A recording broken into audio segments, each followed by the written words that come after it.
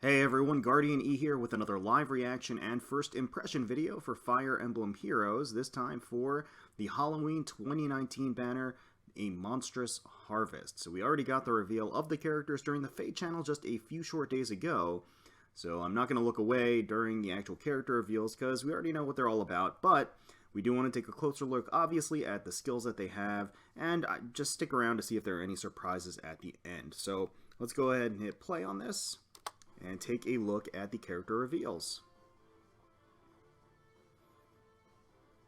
An eerie light of the moon. Alright, there they all are, and our first duo unit, naturally, Special Heroes to Battle. You want to know my favorite sweets? Treat Harvester. All of them. I like anything I can eat. Okay, Ilyana, she is a blue armor, blue tome armor, spooky sensor, so she does have an inheritable weapon. I'll harvest you. Okay. Oh, I love the ghost effect. That's so cool. Alright, here's La Rochelle, Harvest Princess. She looks super good in the lab coat. Festival princess of fearless beauty. Okay, Green Tome Cavalry, Madness Flask Plus. I love it. Swift Sparrow 2. Oh wow, all of these animations are super unique. They historically, well, Harvest Attendant, Dozla, and yes, of course, he is supposed to be Frankenstein, not a mummy, like I had erroneously said in the last video, so thanks for everybody for your corrections. Okay, pretty cool. And then lastly, of course, the dressed up duo. I like how the music changes too. So, red armor. So, alright, Conjurer Curious. Alright, Bonfire, Distant... Okay, so he does come with Distant Counter. He whacks him with the staff. It's so funny to think about. He, like, has a stave, but instead of actually using it like a stave, he just whacks him.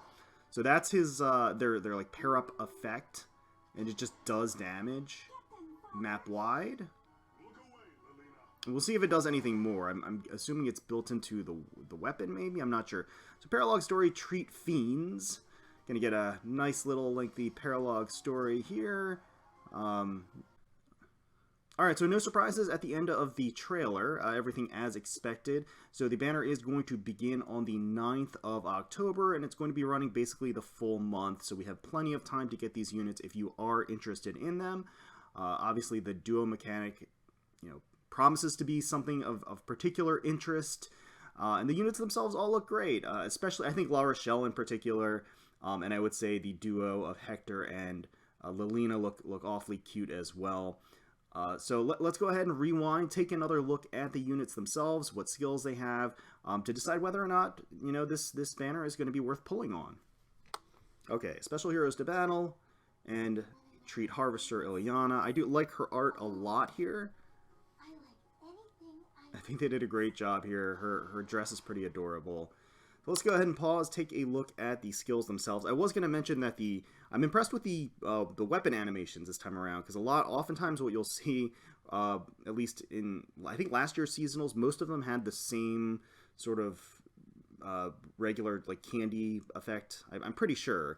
But it seems like they mix them up pretty well, especially for inheritable weapons. And that's kind of like half the fun, is when you're inheriting a seasonal weapon on your favorite units, getting to see that really cool weapon animation. So, Ilyana, it looks like she's got Spooky Sensor Plus, Might 12, Range 2, grants attack speed, defense res plus 3. After combat, deals 6 damage to unit. Okay, so it's weird. It's just got like kind of a pseudo fury effect on it. Not a lot of frills. It's fine. Nothing to, I guess, go over the moon with, but the weapon animation is really cool. So that's kind of really all there is to say about that. The plus 6, or the additional 6 damage, of course, is pretty good. It's now possible, or it's a lot easier now to force an instant, like, desperation or even like a brazen effect on your units, because there are a lot more opportunities to kind of stack on the self-tick damage. So if you want to sort of ensure that you get into that brazen range, maybe this is one of those weapons that you could combine with other skills to be able to do that. Iceberg for the special. Bold Fighter 3. Bold Fighter is always as always, ever since it was introduced, an extremely, extremely powerful B-slot skill. Obviously, if the unit initiates, they are guaranteed a double, and they get +1 special charge cooldown to their special. Attack res gap 3. So this is new. It's a new C-slot skill. At start of turn, grants attack res +5 to ally with the highest attack plus res total for 1 turn. Okay, so doubling down on a unit. So it's going to be a map-wide buff, or I guess a team buff. So technically map-wide, but really just wherever your team is, they're going to get this buff as long as their combined total of stats of attack and res are the highest on the team. I'm guessing that means, yeah, it would have to be visible buffs as far as the numerical visible stat that you can see on the unit. Grants an additional attack res +5 at the start of the turn, which means it's an activated buff, which means it won't stack.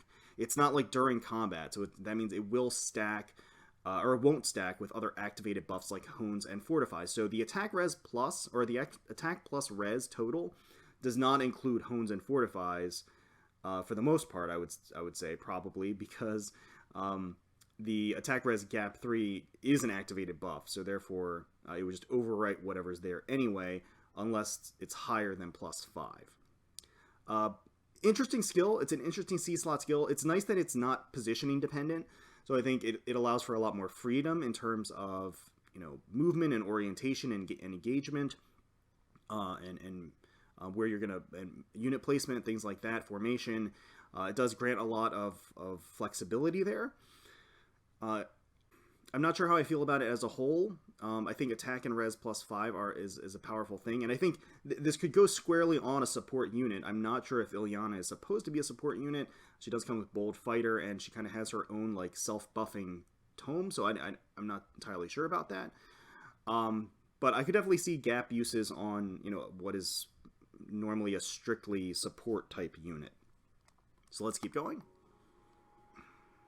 Take a look at her art and that weapon animation that I love. I like that line too. I like the little ghosts. It's cute. Alright, so next up, La Rochelle. Harvest Princess. I really do like this art. I think she looks great.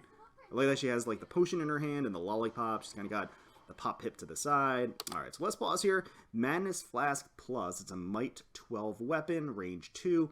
Grants attacks. Okay, so it's the same. It's the same thing. And after combat grants or deals 6 damage to the unit. Okay. So again, it's an interesting, solid weapon. Nothing too special about it. I don't think that most people are going to be swapping their tomes for either of these, except in instances, again, where they want to guarantee that they get into that brazen range or something like that. And even then, I think in most instances, you're going to be relying on another tome, like a preferred tome, or a blade tome, or even a raven tome or an owl tome. I mean, they're just fox tome. I mean, any of those. There's so many options out there now. I don't know if you're going to be people are going to be jumping to inherit these, except for the fact that visually they're pretty awesome and they're decent. I mean, a +3 to all stats is not bad. It's just not particularly special right now. But the weapon animations are pretty cool. So a rally attack speed plus grants attack speed +6 to target ally for 1 turn. Those dual rally pluses, we know all about that. Swift Sparrow 2, okay, so she does come with Swift Sparrow 2. Upon initiation, will grant attack speed +4 during combat. And then we've got Speed Res Ruse 3. Okay, so if Rally skill is used by unit or target's unit, inflicts Speed Res -5 and Guard on foes in cardinal directions of unit and target through their next action. So Guard being -1 special cooldown charge per attack through their next action. And obviously Speed and Res -5, pretty powerful debuff. These are kind of niche usage B slots. B slot being, again, very competitive, especially for what would appear to be more of an offensive oriented unit. We did see the ruse effects in effect during the Future Veronica Mythic Hero battle. More or less, we were able to see that one cavalry use it, and in instances where or maps, I should say, where the enemy is going to be lined up perfectly, this is a pretty powerful skill, or it can be used in such a fashion. So I think it allows for diversity and creativity, which is always a good thing. But again, that B slot skill is going to be basically high priority real estate for a lot of really powerful skills. So not sure how many people are going to be defaulting to ruse, although ruse can be very useful. So let's keep going. I like her laugh. Okay. Takes out that Axe Knight. Harvest Attendant. Yeah. There's Dozla, so an armor dagger unit. Let's pause here. The art is by Kita Senri, very nice. And yeah, I didn't even see like the little head pins thing on the side, which again reinforce that he is supposed to be Frankenstein. All right, so his weapon is Pumpkin in a Box, or no, Pumpkin a Box. Pumpkin a Box plus Might 12, range 2, grants attack speed, res, defense plus 3. Okay, so we see that. After combat, deals. Oh, okay. So it's the same exact effect, except that it has the inherent dagger effect, which obviously debuffs enemies in a smoke area around the target for -7 to both defenses, which is pretty good. Again, nothing to write home about other than the sort of weapon animation. I feel a little bit more useful, maybe just because I feel like there are definitely some good daggers out there, but there aren't as many go-tos, so you have a lot of variation and a lot of options with daggers. And Pumpkin a Box plus may be one that is helpful for your purposes. Rally attack defense plus, so we have a dual rally here. Not bad. Okay, so we are seeing some Ether Raid specific skills. So Ether Raid defense, attack defense 3. If defending an Ether Raid, grants attack defense plus X during combat. Calculates X based on number of defensive structures. Greater than or equal to 5 structures, grants plus 10. All the way to less than or equal to 2, grants plus 1. So, we've seen these. You can strategically use, especially the defense skills. Like, so Ether Raid defense, attack defense 3 is pretty good, pretty decent, especially for what would be a dagger armor unit. And you can like strategically place your Ether Raid structures in such a way that it's hard to hit them, and it would grant some pretty significant buffs to Dozla. So it's useful. Of the Ether Raid's skills or Ether Raid specific skills, this is probably one of the more useful ones. But I've said my spiel before about how I feel about these. They're limited in usefulness to basically one game mode, and not only one game mode, but half of a game mode. So, I don't know. Armor March 3 for the C slot. At start of turn, if unit is adjacent to an armored ally. Yeah, so we know about Armor March. Grants an additional movement, so that armors can basically move 2 tiles instead of their normal 1, which also is deceptively powerful because they can, of course, move 2 spaces through forests as well. So, again, nothing that remarkable about this kit, I have to say. The weapons are pretty much all the same thus far.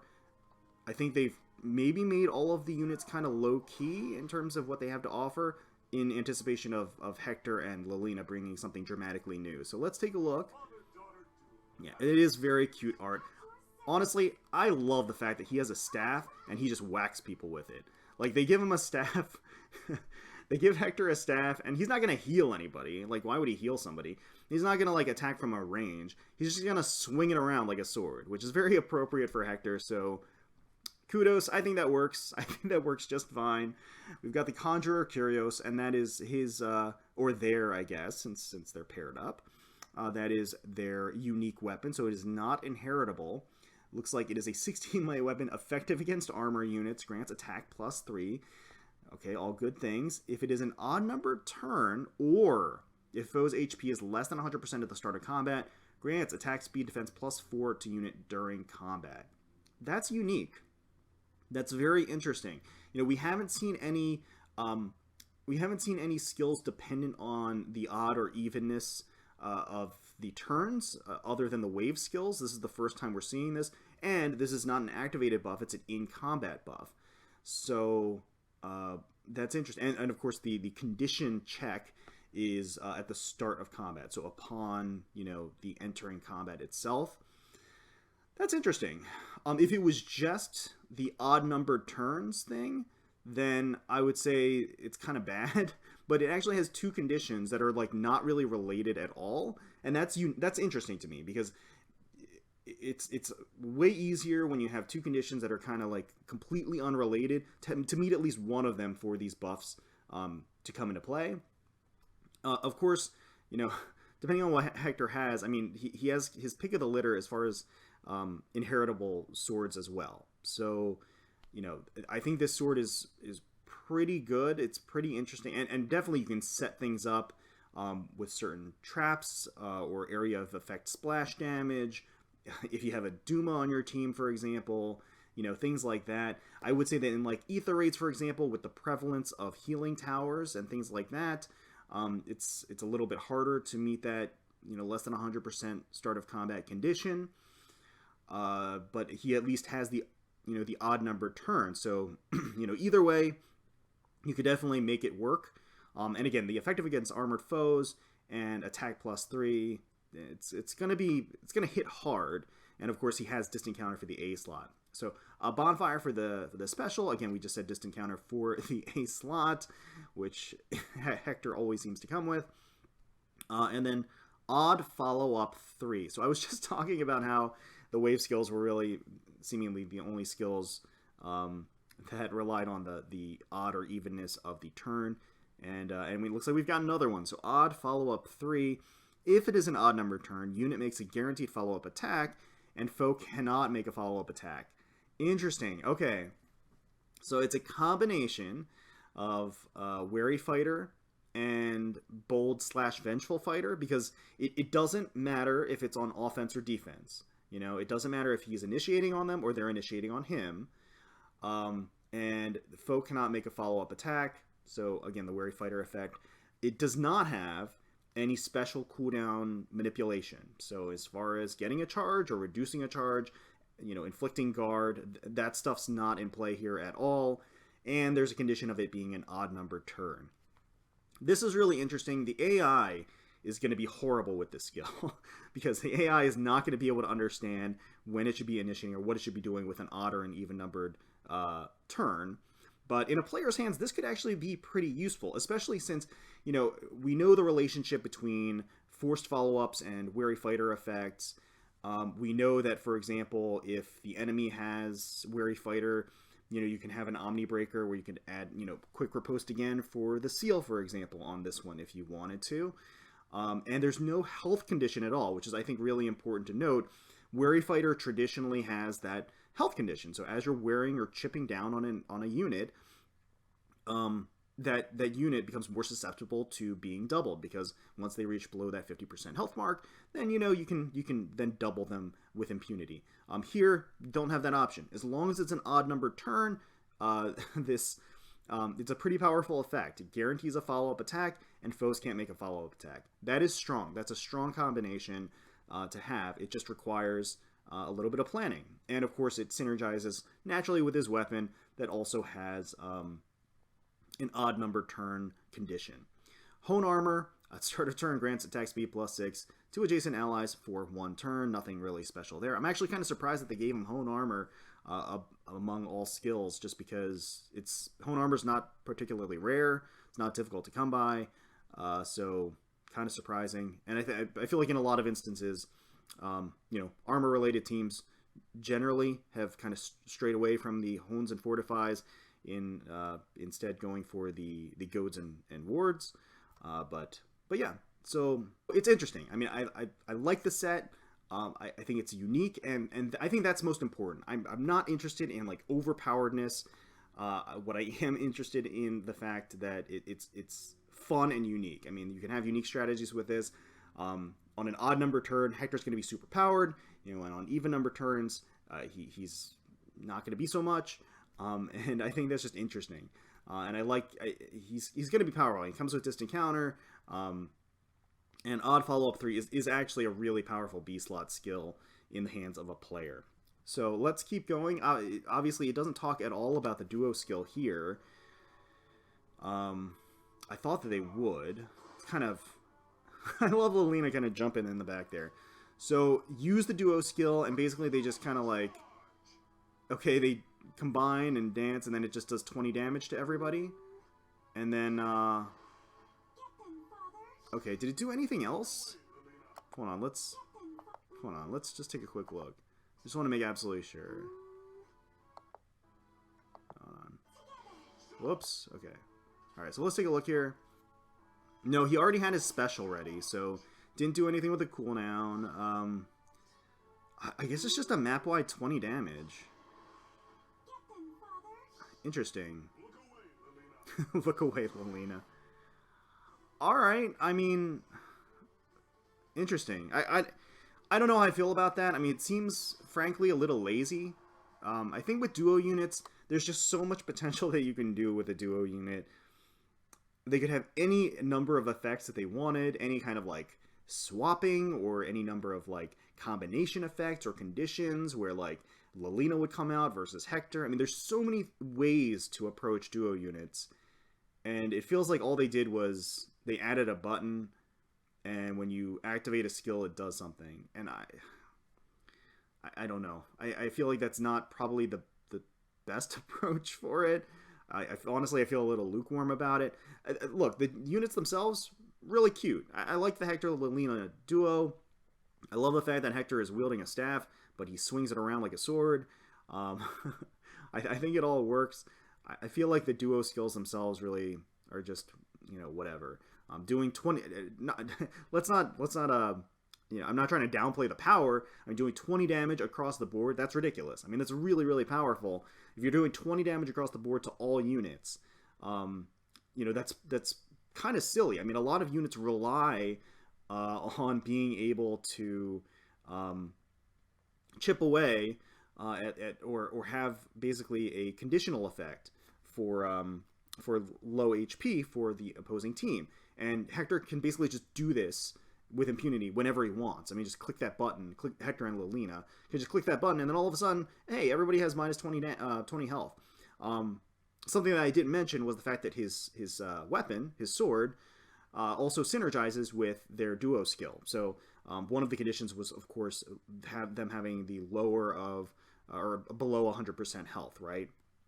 So if Hector wants, all he has to do, if it's not an even or if it's not an odd wave number turn, basically just activate his duo skill or their duo skill, and then voila, everybody has below 100% health, and then now all of a sudden his skills are active. So pretty interesting banner. I mean, I think that it's pretty natural to assume that Hector and Lilina are going to be kind of the prize of this banner, just them being the first duo units. They have the most unique kit. They have some pretty powerful skills, even inheritable skills that are especially powerful. Actually, I just want to make sure real quick. I'm curious if Odd Follow-Up 3 is armor locked, because I mean, I didn't check. I just kind of assumed that it was. Wait, actually, is he an armor unit? Hold on 1 second. Yeah, he's an armor unit. So I don't know if Odd Follow-Up 3 is armor locked or not. But that is interesting if it's not armor locked. I mean, obviously it's a combination of armor locked skills, so I would assume that it is, but you never know. And him being an armor unit, it's not really possible to tell until we get the data download. But regardless, it's at the very least it's going to be locked to like flyers and cavalry anyway. So who cares? I mean, all of the fun toys are locked away from flyers anyway. So anyway, so like I said, their duo skill does synergize with his weapon. So again, I think he is definitely the hard prize of the actual banner. All of the other units have some interesting skills here and there. Nothing really to blow us away. A lot of it is stuff that we've seen before. You know, the new stuff being, you know, Ether Raid skills, which is, you know, Snore. It's really not that interesting. And as far as, you know, other skills are concerned, their weapons are concerned, they all have the same effect, which is decent. Not terribly unique and also not terribly powerful. So again, it's going to be more, I think, if you like the characters, if you like their designs, if you like their weapon effects, the animations, then you're going to go for them. In particular, I do really like Ilyana's and La Rochelle's weapon effects. I think the animations look really cool. And I think that in particular La Rochelle looks pretty amazing in her costume. But besides that, again, I think that really Hector and Lilina are going to be kind of the units to go for. And yeah, that's pretty much it. But again, we have all month to decide, so don't feel like you have to rush into this right out of the gate. We are going to be getting summon tickets as well, so please remember that you can hoard or farm summon tickets through, I guess, quests. I don't know if they've actually announced how we're getting those summon tickets, but remember, before you start summoning, get those summon tickets, because that can really save you a lot of grief. Those summon tickets are basically 5 free summons, in addition to the original, I think it's 5, it might be 4. So either 4 or 5 free summons in addition to the free summon that you get right out of the gate. So, you know, you have an okay chance of getting one of these, even with that alone. So bide your time, get those tickets first, and then hopefully you guys pull who you want. So let me know in the comments below who you're excited to pull for, if you're going to be pulling on this banner at all. If you're saving for something, let me know. Obviously, we're going to be getting the other Halloween banners from years past. If you have a specific target in one of those banners, let me know in the comments below. I wish you guys the best of luck. Hope you guys get whoever you're looking for. And hopefully you guys enjoyed watching this reaction and analysis of the trailer, and watch our reaction for the first time. If you did, please feel free to leave us a like, comment, and subscribe to the channel for more Fire Emblem Heroes content. We thank you all so much for watching, taking some time out of your day to spend with us. We really do appreciate it. And until next time, let's protect those skies.